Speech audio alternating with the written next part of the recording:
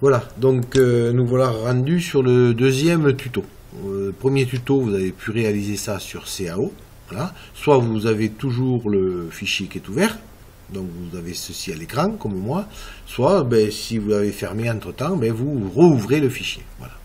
Donc ça, c'est notre point de départ, le fichier CAO. Donc je vous rappelle qu'avec Charlie Graal, une fois qu'on a le fichier CAO, on clique ici sur FAO, pas FAO 3D, le FAO, le premier.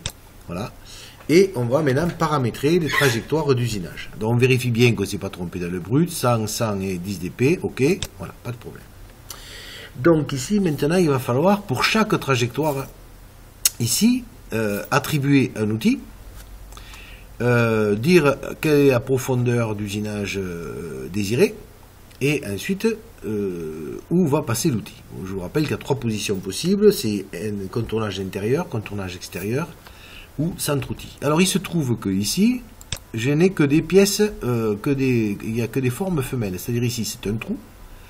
Donc ici je viens chercher l'icône là qui me permet de sélectionner et d'ajouter les sélections. Donc j'ai un deuxième trou, un troisième trou, un quatrième trou. Je vous rappelle que pour les trous, le contournage doit être intérieur, c'est-à-dire la fraise doit passer dedans, sinon le trou aura un diamètre supérieur, donc on ne respectera pas le contrat dimensionnel. Il se trouve qu'ici c'est un trou aussi, carré, mais c'est un trou, donc je le sélectionne aussi, vous voyez. Voilà. Ici les encoches en fait, ce sont aussi des trous, donc je vais les sélectionner, là, voilà, je prends tout à la fois, voilà. Celle-ci aussi, et puis celle-ci aussi, voilà.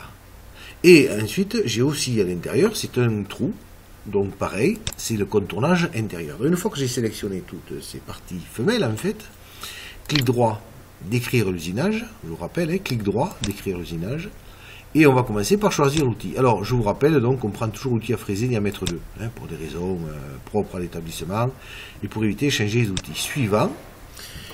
Donc je veux que tout ça, ça traverse, ce sont des trous qui débouchent. Donc je clique sur découpe et il me met automatiquement 10, puisque mon brut fait 10 mm d'épaisseur. Et je fais un contournage intérieur, puisque ce sont des trous.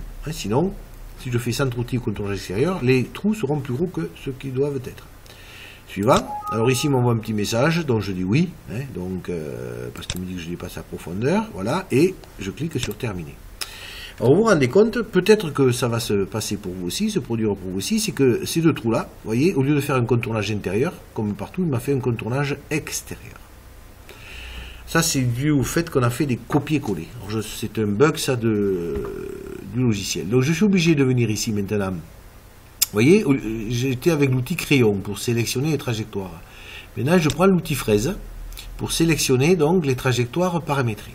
Donc, et je vais sélectionner celle-ci, clic droit, type d'usinage, et là, oui bien sûr, et là donc, puisque intérieur il me le met extérieur, donc je vais choisir extérieur, pour l'avoir à l'intérieur, tout simplement. J'inverse ici la sélection, ok, oui, voilà, et vous voyez que, maintenant il ressemble à l'autre, même topo pour celui-ci, type d'usinage, oui, ici je mets extérieur pour intérieur, voilà, oui, et voilà.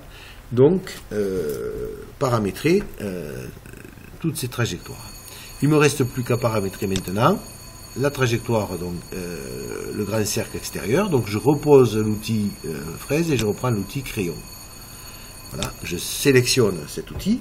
Et cette fois-ci, il va falloir donc faire un contournage. Cette fois-ci, outil à fraiser diamètre 2.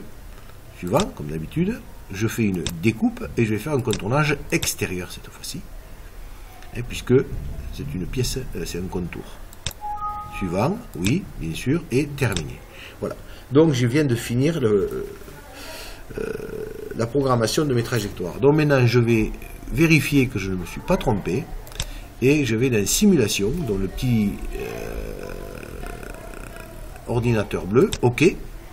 Je rappelle qu'on fait une simulation réaliste. Ici, on repart sur un réaliste.